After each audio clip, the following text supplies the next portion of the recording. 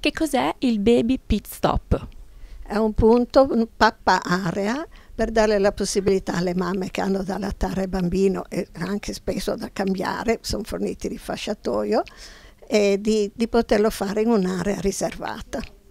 Com'è nata l'idea?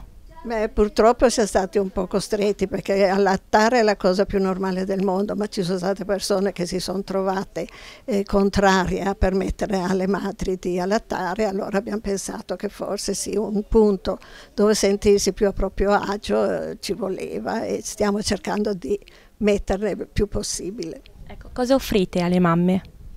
E c'è la possibilità appunto del cambio del bambino, la IKEA ci ha fornito le poltrone, tavolino, tutto il necessario e perciò hanno anche la possibilità di farlo in un modo agiato, diciamo, insomma tranquille, e chiediamo a chi dà la disponibilità a mettere il proprio punto di non avere pubblicità per latte in polvere, perché noi siamo fermamente convinti che l'allattamento al seno è da sostenere.